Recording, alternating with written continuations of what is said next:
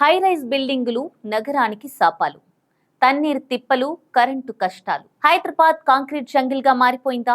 కుంటలు చెరువుల్ని కబ్జా చేసి భవనాలు కట్టేశారా? పచ్చదనం మాయమైపోయిందా? నీటి వనరులు నానాటికి తగ్గిపోతున్నాయా? ఎండాకాలం ప్రభావం నగర వాసులపై పడనుందా? కరెంటు కోతలు ఎడాపెడా ఉంటున్నాయా? కాంగ్రెస్ సర్కారుకు ఇది తీవ్ర సమస్యగా మారనుందా? సీఎం రేవంత్ రెడ్డి మంత్రులు సమర్థవంతంగా సమస్యను పరిష్కరిస్తారా?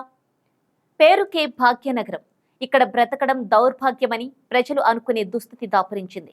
విశ్వనగరంగా విరాజిల్లుతోంది. ఇదంతా మా సర్కారు ఘనతే అని గత పాలకులు, గులాబీ నేతలు చెప్పుకున్న గొప్పలు ఉత్తుత్తివే అని తెలుస్తున్నాయి.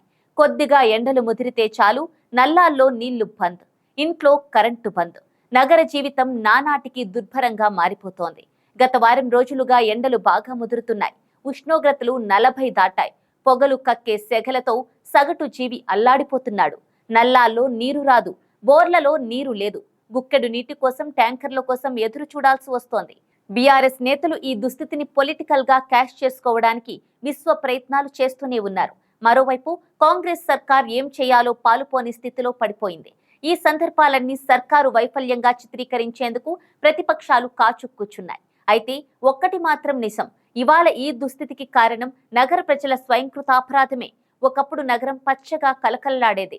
కుంటల్లో నీళ్లు కనిపించేవి, నల్లా తిప్పగానే నీళ్లు వచ్చేవి, బోర్లలో నీళ్లు గంగలా పొంగేవి. నేడు సీన్ మొత్తం ఉల్టా పుల్టా అయింది. నగరం వేగంగా విస్తరిస్తోంది. చుట్టుప్రక్కల పల్లెలన్నీ నగరంలో విలీనమైపోతున్నాయి.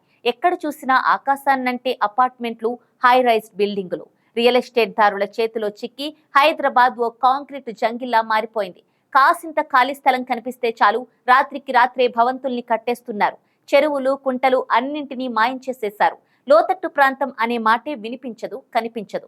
అందుకే ఇంత పెద్ద మెట్రోపాలిటన్ నగరంలో గట్టిగా గంటసేపు వాన దంచి కొడితే చాలు, రోడ్లు చెరువులవుతాయి. కొన్ని ప్రాంతాల ఇళ్లలో నీళ్లు వచ్చేస్తాయి. వర్షపు నీళ్లు బయటకు వెళ్లేందుకు దారులే లేకుండా మూసి మరీ కాంక్రీటు భవనాలు కట్టేస్తుంటే ఇంకా పచ్చదనం కేవలం నోటి మాటగా మిగిలిపోతోంది.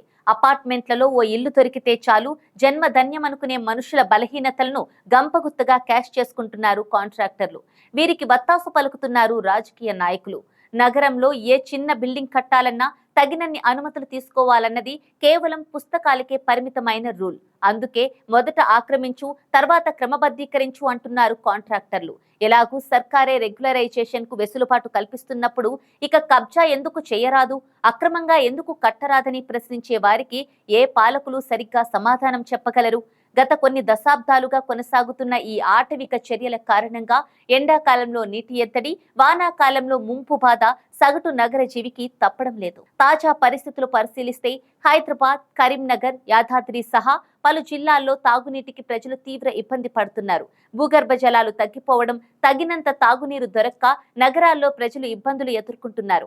ఈసారి వేసవి ఆరంభంలోనే ఎండలు తీవ్రంగా ఉండటంతో నీటి సమస్యలు తలెత్తుతున్నాయని అధికారులు అంటున్నారు. మార్చి నాటికే భూగర్భ జలాలు గణనీయంగా తగ్గిపోయాయి. చెరువులు, కాలువలు ఎండిపోతుంటే నదుల్లో సైతం నీరు వేగంగా తగ్గిపోతోంది.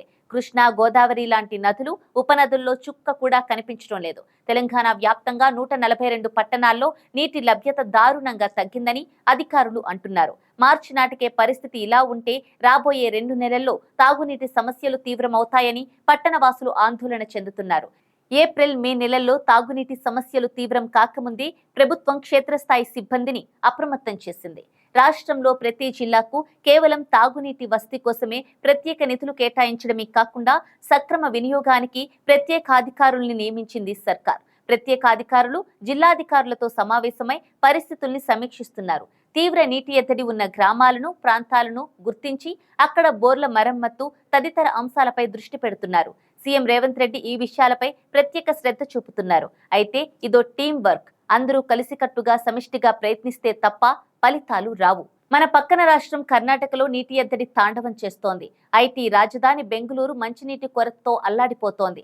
రోజు 50 కోట్ల లీటర్ల నీటి కొరతతో బెంగుళూరులో జనం అలమటించిపోతున్నారు. ఐటీ ఉద్యోగులను మీ ఊరికెళ్లి వర్క్ ఫ్రం హోం చేసుకోండి అని కంపెనీలు పంపించేస్తున్నాయి. మనం కూడా మేల్కొని నీటిని పొదుపుగా వాడుకోకపోతే ఇలాంటి పరిస్థితి హైదరాబాద్ లోనూ ముంచుకొచ్చే ప్రమాదం ఉంది. తెలంగాణలో గత 6 నెలల్లో 57% పైగా వర్షపాతం లోటు ఏర్పడింది. సరైన వానలు లేకపోవడంతో గత ఏడాది మార్చి నెలతో పోల్చితే గ్రౌండ్ వాటర్ లెవెల్ 2.5 మీటర్ల లోతుకు పడిపోయింది. మరోవైపు గ్రేటర్ హైదరాబాద్ పరిధిలో నీటి కొరత పెరుగుతోంది. భూగర్భ జలాలు తగ్గిపోవడంతో వేలాది మంది నగరవాసులు మంచినీటి ట్యాంకర్ల కోసం జలమండలిని సంప్రదిస్తున్నారు. ఒక్క మార్చి నెలలోని 1,68,000 ట్యాంకర్ల నీటిని జలమండలి సరఫరా చేసింది. ఇది గత సంవత్సరం మార్చి నెల కంటే 60,000 ఎక్కువ. దీన్ని బట్టి నీటి ఎద్దడి ఎలా పెరుగుతుందో అర్థం చేసుకోవచ్చు. ప్రైవేట్ వాటర్ ట్యాంకర్లకు గిరాకీ పెరిగింది. ఇక రాష్ట్రాన్ని పట్టిపీడిస్తున్న మరో జటిల సమస్య విద్యుత్. కరెంటు కష్టాలు సర్కారు ప్రతిష్టను మసకబారేలా చేస్తున్నాయి. గత బీఆర్ఎస్ ప్రభుత్వం 10 ఏళ్ల కాలంలో ఏం కష్టాలు పడిందో తెలియదు కానీ హైదరాబాద్ లో కరెంటు కోత లేకుండా చేయగలిగింది. అందుకే గత 10 ఏళ్లుగా నగరవాసులు కరెంటు కష్టాలు తెలియకుండా కాలం గడిపేశారు. కానీ ఇప్పుడు ఆ కష్టాలు మళ్లీ షురూ అయ్యాయనిపిస్తోంది.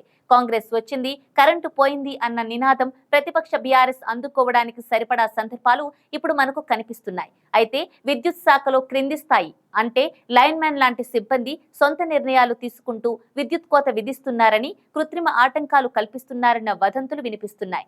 ఈ విషయంగా సంబంధిత ఉన్నతాధికారులు సరైన చర్యలు తీసుకోవాల్సి ఉంది. ఇటీవల కాలంలో deputy chief minister Mallu Bhatti Vikramarka మాట్లాడుతూ గత ప్రభుత్వం 10 ఏళ్లలో అందించిన విద్యుత్ కన్నా అధిక విద్యుత్ డిసెంబర్, జనవరి, ఫిబ్రవరి, మార్చి నెలల్లో అందించామని తెలిపారు. అంతేకాకుండా ఎన్నికల సమయంలో తమ పార్టీ ఇచ్చిన హామీ మేరకు 200 యూనిట్ల లోపు విద్యుత్ వినియోగం చేసే అర్హులకు జీరో బిల్లింగ్ వచ్చేలా చేస్తున్నామని తెలిపారు. వేసవి కాలంలో కోతల్ని నివారించేందుకు ప్రత్యేక ప్రణాళికలు రూపొందిస్తున్నట్లు వివరించారు. పీక్ అవర్స్ డిమాండ్ ను కూడా తట్టుకొని విద్యుత్ అందిస్తున్నట్లు వివరించారు. మరి ఇంతలా విద్యుత్ అందిస్తుంటే కోతలు అన్నమాట ఎందుకొస్తోంది అన్నది కొందరి వాదన. హైదరాబాద్ లో వరుస కోతల్ని ప్రజలు అనుభవిస్తున్నది వాస్తవమే కదా అంటున్నారు. కాంగ్రెస్ సర్కార్ నేతలు ఈ ప్రశ్నలకు సమాధానాలు ఇవ్వాల్సి ఉంది. ఈసారి జూన్ నెల నుంచే వర్షాలు వస్తాయని వాతావరణ శాఖ చెబుతోంది. నైరుతి, ఈశాన్య రుతుపవనాలు సకాలంలో వస్తాయని అంటున్నారు. ఈ ఏడాది వర్షాలు సమృద్ధిగా ఉంటాయని సాంప్రదాయ పండితులు ఉగాది నాడు పంచాంగ శ్రవణంలోనూ చెప్పారు. ఈ మాటలు నిజమైతే కాంగ్రెస్ సర్కార్ నెత్తిపై పాలు పోసినట్లే. కానీ అంతదాకా అంటే మరో 2 నెలలు దాకా ఎండల ధాటిని ప్రజలు తట్టుకునేలా ప్రభుత్వం చర్యలు చేపట్టాలి. తాగునీరు, కరెంటు కష్టాలు ఉక్కిరిబిక్కిరి చేయకుండా అత్యవసర ప్రణాళికలు చేపట్టాలి. గత అసెంబ్లీ ఎన్నికల సమయంలోనూ అధికారం చేపట్టిన తొలి రోజుల్లోనూ సీఎం రేవంత్ రెడ్డి విద్యుత్ శాఖపై విరుచుకుపడ్డారు. అవినీతి జరిగిందని ఆరోపించారు. శాఖాపర సమీక్షలు, విచారణలు నిర్వహించారు. అసెంబ్లీ సమావేశాల్లోనూ పవర్ పాయింట్ ప్రెజెంటేషన్లు ఇచ్చి మరీ బీఆర్ఎస్ అవకతవకలను ఎండగట్టారు. ఇన్ని చేశాక ప్రతిపక్షం ఎందుకు గమ్మునుంటుంది? ఎక్కడ ఏ చిన్న ఇబ్బంది తలెత్తినా విరుచుకుపడేందుకు కాచు కూర్చుంటుంది. ఈ పరిస్థితులు సీఎంకు, కేబినెట్ కు పెద్ద సవాలే అని చెప్పాలి.